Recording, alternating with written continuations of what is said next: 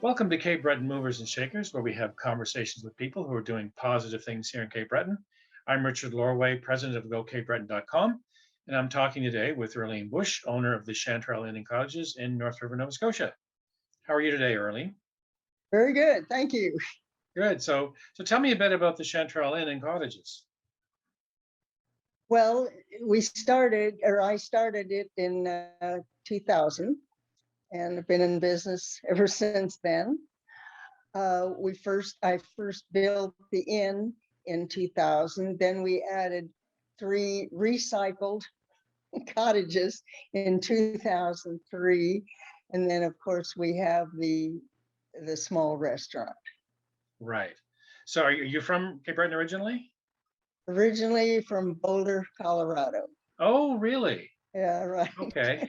So are you a Buddhist? Isn't that one of the centers of Buddhism in the U.S.? No. I came up here because I had some curly maple furniture built here, and I came to get it. Oh, okay then. You fell in It's love with the always place. people say, "Now, how did you get here?" I said, "Well, it's going to be kind of a funny answer. I came up here because of furniture." Yeah. You don't hear that one every day, no. No. Right. So you're in the tourism sector, obviously, and how has COVID affected your business the last couple of years?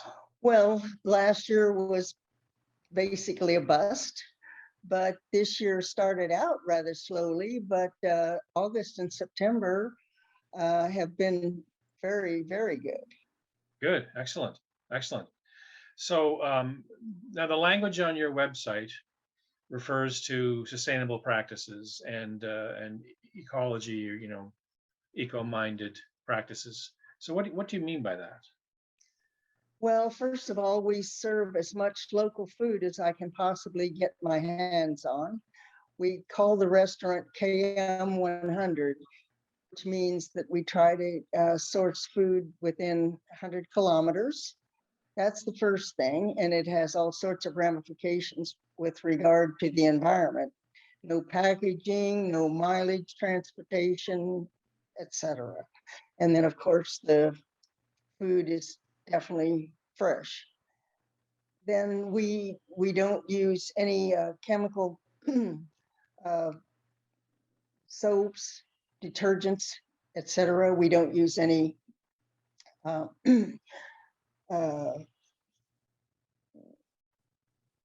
fly killer kinds of things. Right. We have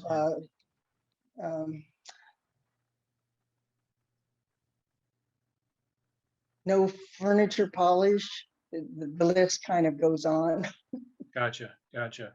So is there a specific type of visitor that you are appealing to with that kind of? Well, yes, the one that's chemically conscious. I see. And of course, local food is quite an attraction as well. Right. So do you work with a lot of local suppliers of fresh fruits, vegetables, and meat, I presume, Yes. and fish? Yes. Is it difficult Meat. to find? I'm sorry? Is it difficult to source that kind of? Well, at first it was, but now I consider myself to be on a food network.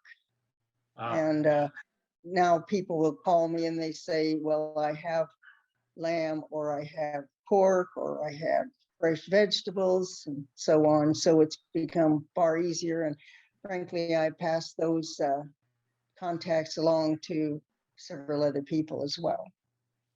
Right. So is this part of the slow food movement?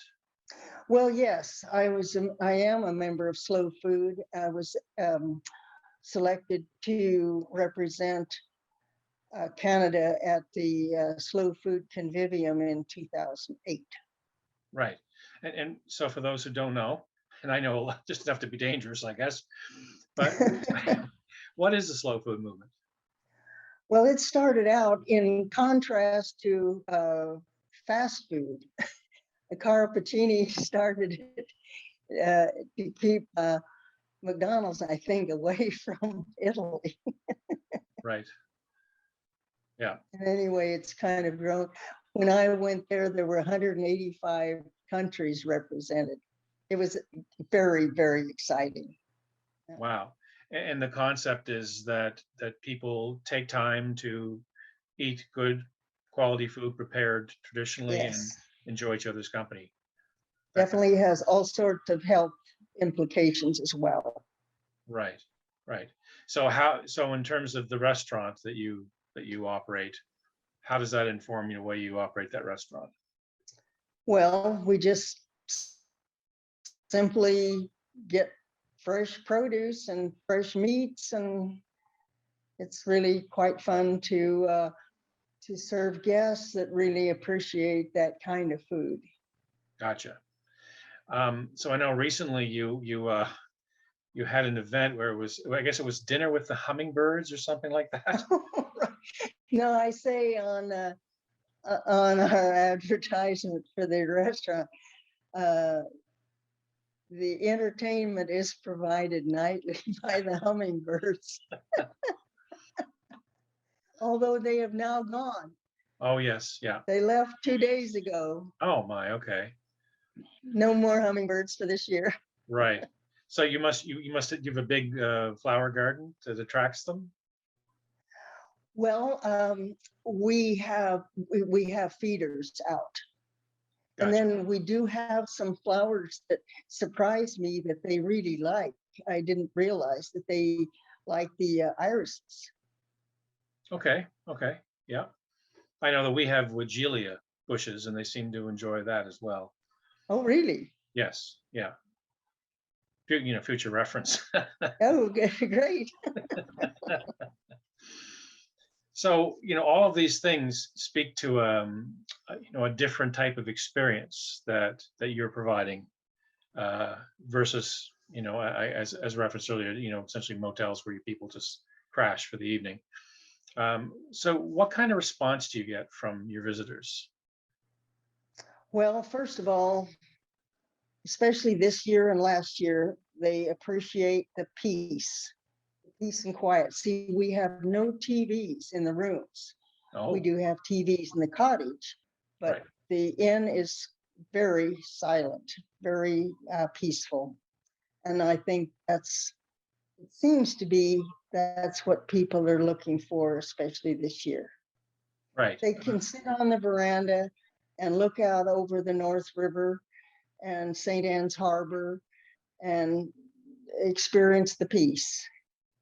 Right. So you're offering I guess, a break from all the media and the messaging that we get, deluged with Right. every day, essentially, That's what I say, suspend reality for the time you're here.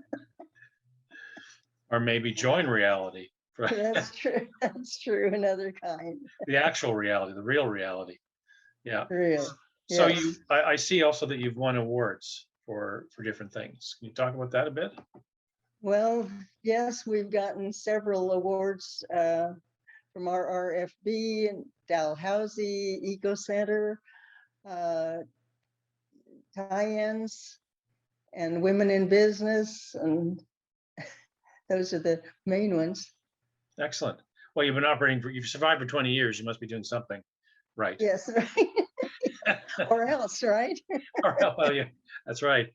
So do you have plans to expand, or what's your future look No, like? I'm really satisfied with what we have right now.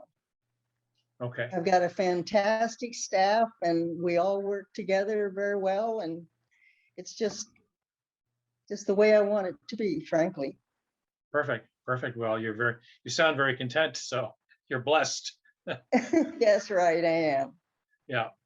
So if you had this is kind of an open-ended question, but if you had one piece of advice for people who were looking for opportunities in the tourism sector here in Cape Breton, what might it be?